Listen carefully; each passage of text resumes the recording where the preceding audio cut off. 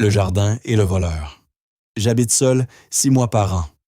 La maison, nous l'avons achetée il y a 12 ans, Russell et moi, dans ce coin de France où le silence du matin a une qualité qu'on ne trouve, je crois, qu'ici. Lui travaille en Écosse. Il y est presque toute l'année. C'est ainsi. Et nous avons cessé, depuis longtemps, d'en discuter les termes. Au printemps dernier, j'ai sorti les outils du garage. Un râteau, une pelle, un sécateur, un arrosoir, une brouette. La poussière de l'hiver.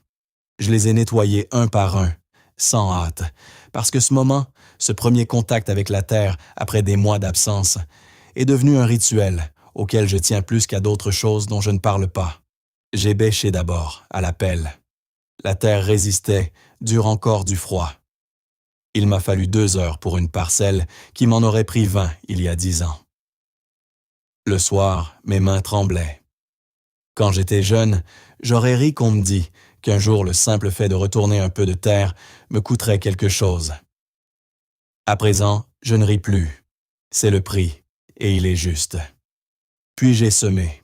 Des tomates, des carottes, des haricots verts, dans des rangées préparées la veille avec un soin qui m'a surpris moi-même. J'ai planté des salades, des fraisiers, des rosiers dont je connais désormais les variétés sans avoir besoin d'y penser. Pour la beauté, des tournesols, des marguerites, des lavandes. La lavande pour les abeilles, qui en ont plus besoin chaque année. Les tournesols, c'est autre chose. Je n'en parle pas. Félix m'observait de la fenêtre, avec cette indifférence souveraine qui n'appartient qu'aux chats et qu'on devrait, par moments, leur envier. Il n'a jamais aimé la terre. Le canapé lui suffit, et la lumière qui s'y déplace au cours de la journée. Sa vie est une longue méditation paresseuse, et je doute qu'il en demande davantage. Chaque matin, j'arrosais à l'arrosoir pendant que le jour se levait derrière les arbres du voisin.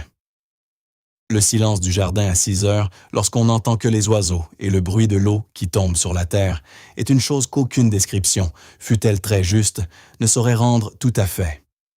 Russell téléphonait le soir. Je lui parlais des graines, de ce qui levait, de ce qui s'entêtait à ne pas lever. Il écoutait. Il ne s'intéresse pas au jardin. Je crois qu'il écoutait ma voix. Au bout de 2 semaines, les graines se sont mises à germer. J'ai repiqué les jeunes plants de tomates dans un coin plus exposé au soleil, en prenant garde à leurs racines, qui sont, à ce stade, d'une fragilité presque émouvante. J'ai paillé les fraisiers avec la paille que Pierre m'avait apportée. J'ai buté les pommes de terre, opération ingrate dont les bénéfices ne se révèlent qu'à la récolte. J'ai fertilisé au compost que j'avais composté moi-même tout au long de l'hiver, dans un seau près de la cuisine, épluchure de pommes et de carottes patiemment retournées, et qui, contre toute attente, sentait en bon. Pierre est venu un dimanche. Il a 70 ans, et il connaît ce jardin mieux que moi, ce qui n'a rien d'étonnant. Il jardine depuis l'enfance, dans cette région où la terre n'a guère bougé en un siècle. Il m'a aidé à tailler les rosiers, lui coupe sans hésiter, comme on tranche une question depuis longtemps réglée. Moi, j'hésite encore, comme si chaque branche méritait qu'on s'arrêtât avant de la sacrifier. Il a tondu la pelouse avec sa tondeuse, la mienne ayant rendu l'âme l'an dernier sans que j'eusse pris la peine de la remplacer. Nous avons bu un café sans parler. C'est ce que j'aime chez lui. Il a compris, depuis longtemps, que remplir le silence en est parfois la seule profanation. Et puis juin. Tout a fleuri d'un coup, comme si le jardin avait décidé que son heure était venue et qu'il en finit avec l'attente. Les tournesols me dépassaient. Les marguerites blanches couvraient un coin entier, formant un tapis dont la simplicité m'apaisait sans que je susse pourquoi. Les lavandes dégageaient, dans la chaleur de l'après-midi, une odeur qui devenait enivrante et qui attirait les abeilles par dizaines. J'ai cueilli des fraises chaque matin 3 semaines durant. J'en mangeais debout dans le jardin, avant le petit déjeuner, dans cet état d'esprit où l'on n'a besoin de rien d'autre que ce que l'on a sous les yeux, et où l'on s'étonne, presque, d'être à ce point comblé par si peu. Or, un matin de juillet, 3 tournesols couchés, les tiges nettement cassées. Le lendemain, 2 autres. La semaine suivante, presque tous. Pas de vent. Aucune explication. J'ai cherché. Pas des traces de chat, des empreintes de lapin, petites, distinctes, parfaitement dessinées dans la terre humide du matin et qui ne laissaient place à aucun doute. Furieux, je l'avoue, j'avais consacré des semaines à ces fleurs et il avait suffi de quelques nuits. Puis j'ai pensé à une phrase de Pierre, dite des années plus tôt et que je n'avais pas comprise sur le coup. Le jardin n'appartient jamais vraiment à celui qui le cultive. Le lapin habitait là bien avant nous. La maison n'a que 12 ans. Lui, ou ses ancêtres, étercolent depuis des générations, dans les buissons au fond du terrain, et il y avait, à vouloir le chasser, une forme de présomption qui m'a paru, en y réfléchissant, indéfendable.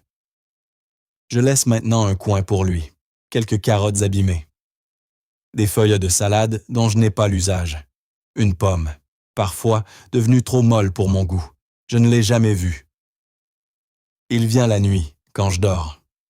Mais je sais qu'il vient, à cause des empreintes du matin, qui ont fini, à la longue, par me rassurer. À la fin de l'été, j'ai récolté. Tomates, carottes, haricots verts, pommes de terre, dans une abondance qui m'a fait douter de mes propres calculs. J'ai mis en bocaux, j'ai étiqueté, j'ai descendu à la cave. J'en enverrai à Russell en septembre. Il aime ce qui sort du jardin, bien qu'il n'y mette jamais les mains. C'est sa manière, je suppose, d'y être. Le jardin n'est pas grand. Il ne sera jamais parfait, et c'est sans doute pour cela que je continue. Quand j'entretiens la terre, le dimanche matin, au râteau et à la pelle, je ne pense à presque rien. Et ce vide-là, ce silence intérieur que le jardin m'offre, alors que rien d'autre n'y parvient, est devenu une chose dont je ne saurais plus me passer. Félix dort dans la brouette retournée, comme si elle avait été faite pour lui depuis l'origine. Le lapin vient la nuit, invisible, fidèle, témoin discret d'une vie qu'il croit peut-être partager avec moi. Et moi, dans cette maison où je passe la moitié de mes jours sans Russell, je reste.